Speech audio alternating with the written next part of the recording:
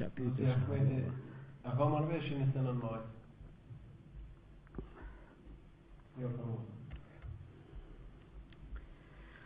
Tani mu kjo marrëveshje 29 majit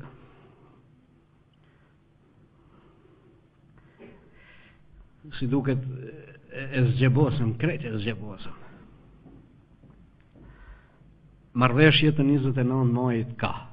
Dhe këtë unë e kam thonë që në ditën që ne kemi pranuar marrëveshjen.